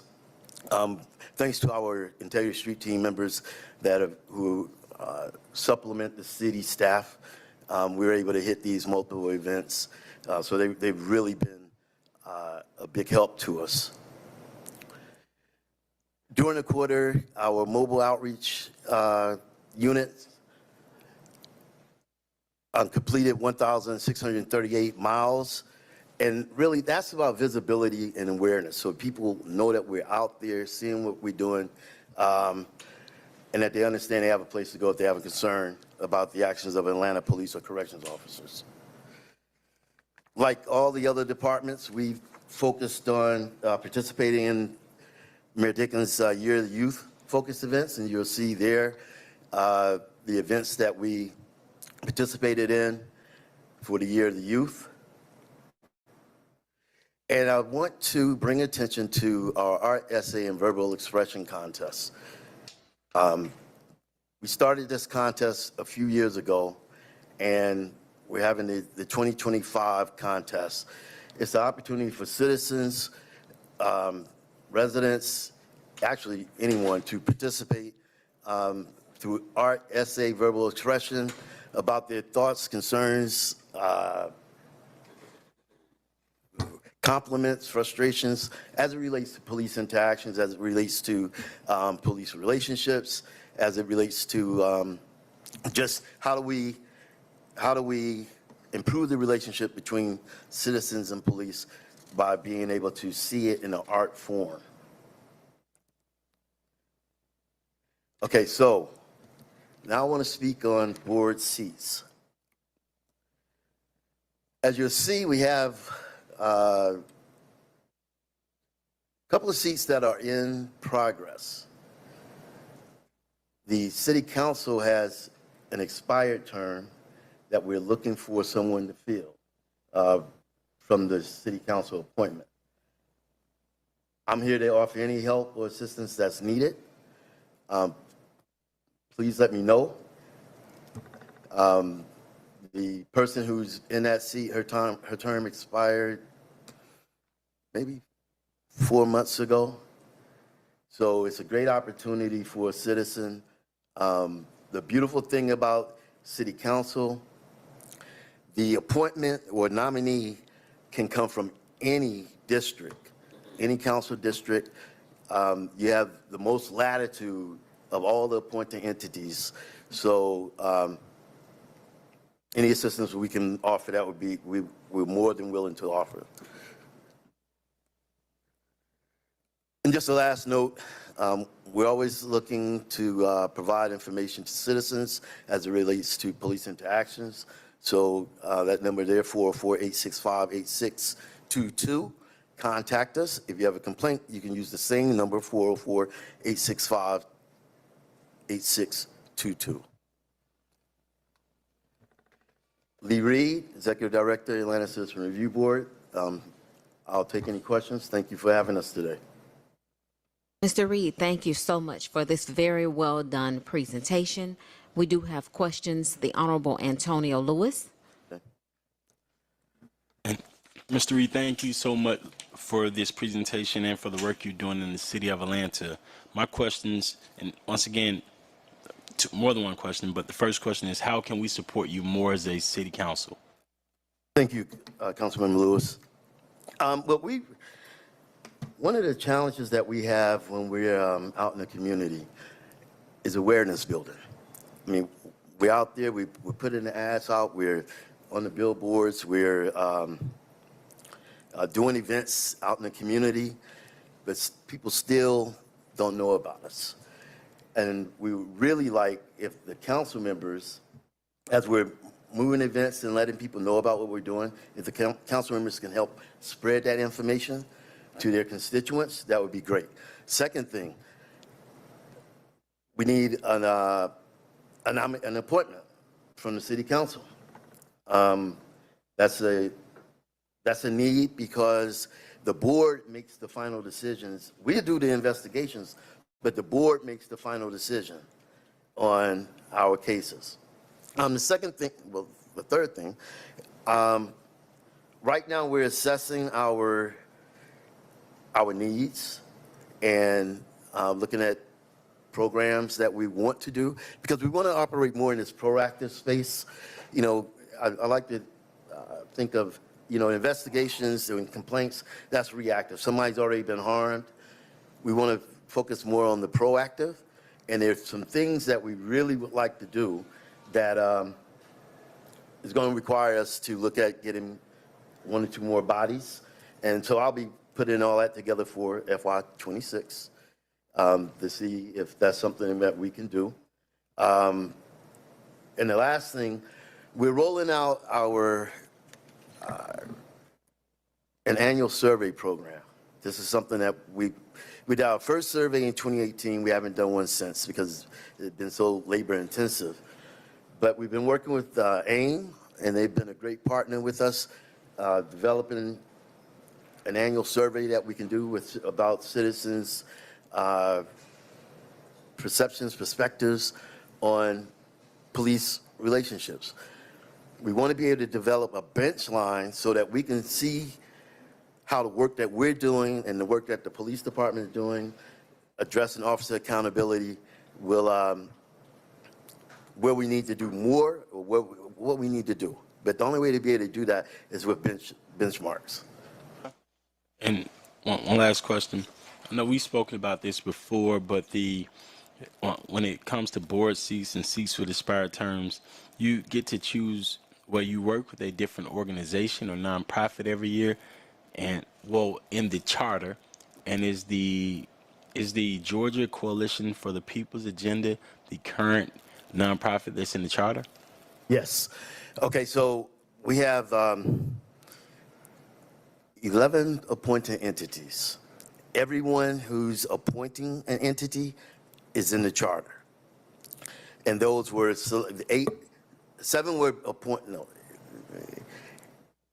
11 seats came in at the very beginning when the board started. And then the other seats were added over time. And generally, those seats that are added are from organizations who have had and demonstrated a commitment to the community over a number of years. And it had to go through a council process for them to be added to appoint individuals to the board. Now, there is one seat, well, actually, you know, city council can have 2 appointments. We have an 18 to 30-year-old seat that we need to have filled. We have one from the Atlanta University Center Consortium, but we have this other seat that needs to be filled. We don't have an appointing entity assigned to that seat, so we need to have somebody either move a name forward or identify an appointing entity that has a pool of 18 to 30-year-olds who would be able to assign someone to that seat. So with that seat and the city council seat, those are 2 seats that would just be open to any resident in the city. Mr. Reed, that this board is so very, very important. I want to urge my colleagues to bring suggestions forward. Mr. Reed, I would like for you to be in touch with our communications chief, Z.O. Lewis at atlantanga.gov, so that we can run commercials and advertisement and let the public know about this very, very important Citizens Review Board. You all are doing a tremendous job in the community, and we definitely need help publicizing this board. Please be in touch with our communications chief, Z.O. Lewis at atlantanga.gov. And if you would CC me on that, every member up here would be very happy to help with that. Yes, ma'am. Thank you. Any other questions or concerns? Members, if you would bring names so that we can make we have 2 appointments that we could make. Yes, well, one by the charter is the city council appointment. In the charter, it says that if a position is vacant for, I think it's 3 months, 60 days, the Atlanta City Council can do the appointment of that vacant position. While we have APAP, MPU G through L that's vacant, they're currently working to fill that seat, so I didn't mention that one, but I know the 18 to 30-year-old, since we added it 2 years ago, the second 18 to 30-year-old, since we added it 3 years ago, we have not had anyone in that seat. So yes, it would be 2, but 1 is by the charter city councils. Thank you, and your good work has not gone unnoticed, Mr. Reed. Thank you all for your entire team. Thank you. Any other questions or concerns from the body? Thank you again. All right, thank you. Members, can we have a motion to adopt the agenda? Moved by the Honorable Michael Julian Bond, seconded by the Honorable Vice Chair Dustin Hillis. Please open the vote. The vote is open.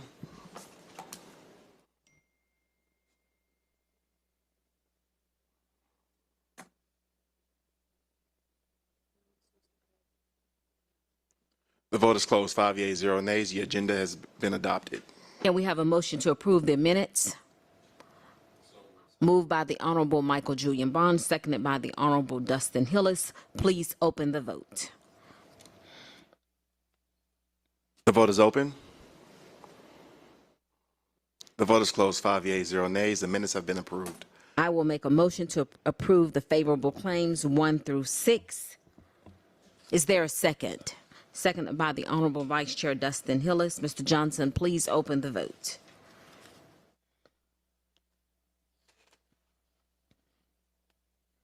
The vote is open.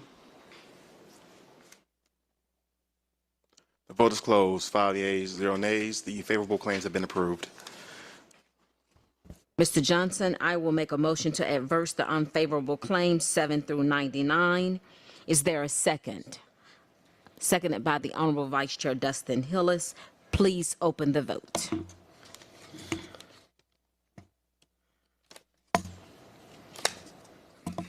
The vote is open.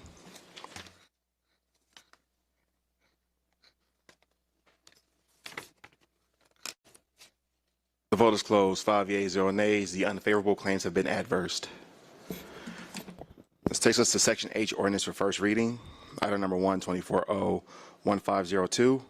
An ordinance by Public Safety and Legal Administration Committee authorizing the mayor or designee to accept on behalf of the Atlanta Police Department a donation from the Atlanta Police Foundation of one 2024 Ford Explorer valued at approximately $42,274.00 and one 2013 Dodge Charger valued at approximately $8,000.00 to be accepted as of August 13, 2024 for the use as zone patrolling and civilian personnel use within the Atlanta Police Department and for other purposes.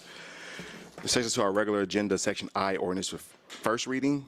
Item number 224-0-1464, an ordinance by Public Safety and Legal Administration Committee to waive Section 2-783 subsection H1 of the City of Atlanta Code of Ordinances to authorize the settlement of all claims against the defendant in the case of Keith A. Sylvester versus James Barnett, civil action file number listed herein, United States District Court of the Northern District of Georgia, in the amount of $1,500,000.00, authorizing the said amount to be charged to and paid from the accounts listed herein, authorizing the Chief Financial Officer to distribute the total settlement amount and for other purposes. Move approval. Seconded by the Honorable Vice Chair Dustin Hillis. Please open the vote. The vote is open.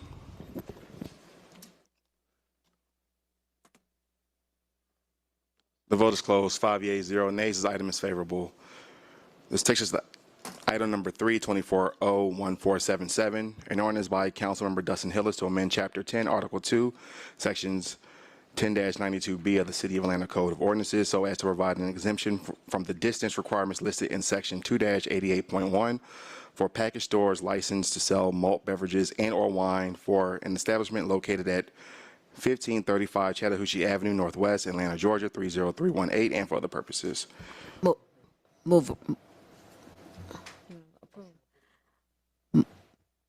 Motion by the Honorable Dustin Hillis, seconded by the Honorable Andrea Boone. Please open the vote. The vote is open.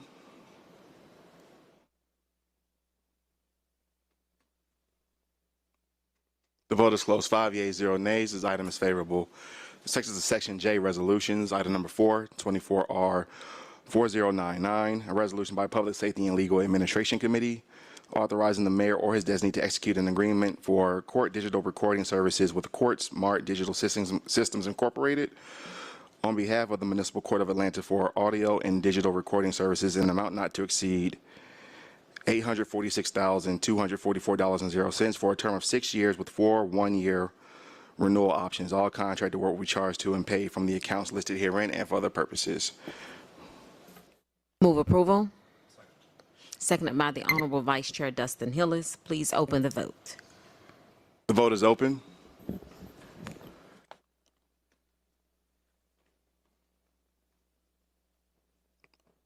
The vote is closed. 5 yeas, 0 nays. This item is favorable.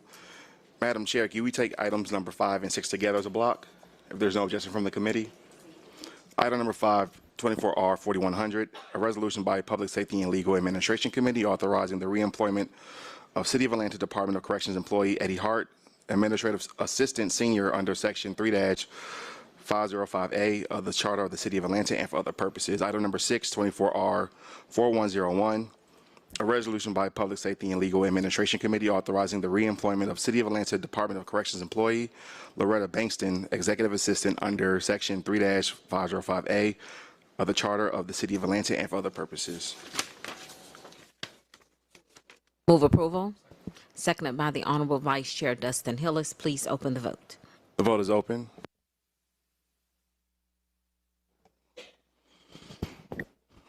The vote is closed. 5 yeas, 0 nays. These items are favorable. Item number 7, 24R 4102, a resolution by Public Safety and Legal Administration Committee authorizing the settlement of all claims against the City of Atlanta in the case of Core Services LLC versus City of Atlanta civil action file number listed herein, pending in the Superior Court of Fulton County, Georgia, in the amount of $685,000.00, authorizing the settlement amount to be charged to and paid from the accounts listed herein, authorizing the Chief Financial Officer to distribute the total settlement amount and for other purposes.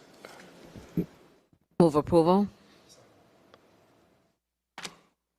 Seconded by the Honorable Dustin Hillis. Vice Chair, please open the vote. The vote is open.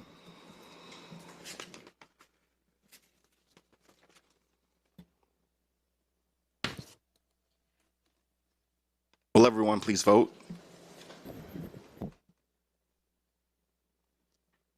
The vote is closed. 5 yeas, 0 nays. This item is favorable. Madam Chair, we have one item coming off held, item number 19 on page 21. May I sound that caption? Please proceed. Item number 19, 24-01445, an ordinance by Councilmember Amir Faroki, as amended by Public Safety and Legal Administration Committee to amend Chapter 98, Article 1, Section 98-1 of the City of Atlanta Code of Ordinances to authorize the police chief to appoint employees or agents or persons or entities with whom the City of Atlanta contracts whose functions require enforcement of the city code, including those designated by the City of Atlanta's on-street parking management services contractor as code enforcement agents who shall have the power to serve citations for the violation of any ordinance of the city and for other purposes. The Honorable Amir Faroki. Thank you, Madam Chair. The first thing I'd like to do is move to amend this paper to add Councilmember Amos as a co-sponsor, and then I'm happy to talk about the substance and merits of the paper. So I have a motion to add Councilmember Amos as a sponsor. Second by the Honorable Michael Julian Bond. Please open the vote. One moment. And I make that motion with his approval. He's not in the room, but he gave me the green light. The vote is open.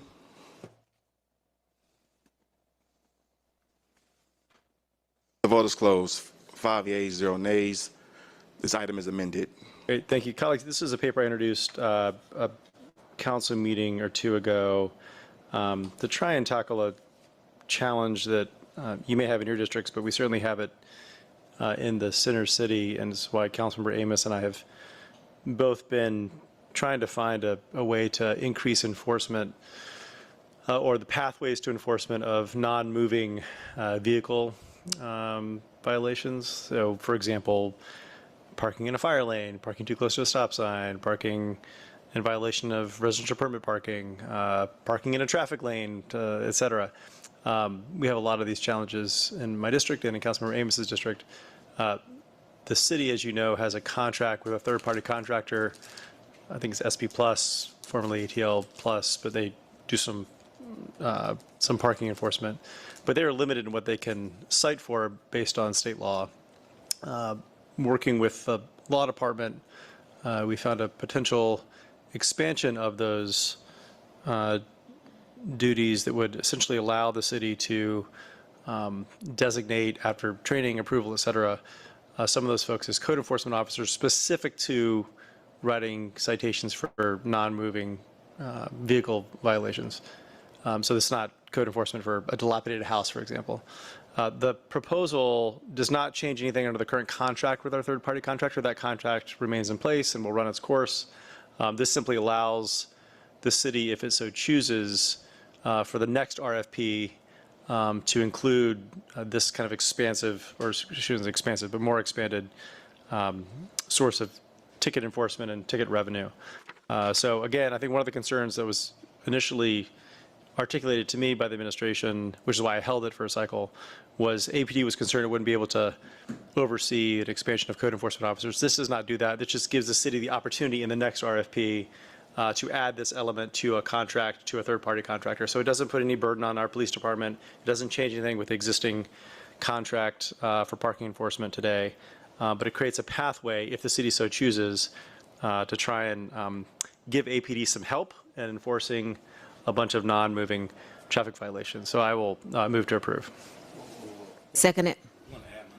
Yep, and we'll also, well, I'll withdraw my motion. Councilor Lewis would like his name on it. I'd like to move to amend it again to add Councilmember Roque, we can include Councilmember Lewis's name in the previous amendment. Fantastic. So I'll move to approve with that Councilor Lewis on the paper as well. Yeah, please. And Councilmember, I appreciate you for this legislation. I appreciate you for explaining it. This is, to me, bringing our ticketing process and bringing our trafficking back home, and us actually increasing the city jobs. I think that we gave away this to SP Plus at a time in which we had to. I think that it's about time that the city of Atlanta looks at the option of us doing this ourselves. And so I truly appreciate this paper. And I've been looking at ways in which to do this, and I didn't know this route was accessible. So thank you again for this legislation. Was that a second?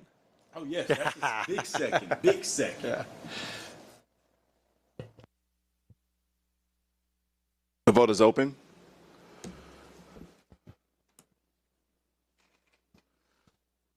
The vote is closed. 5 yeas, 0 nays. This item is favorable as amended.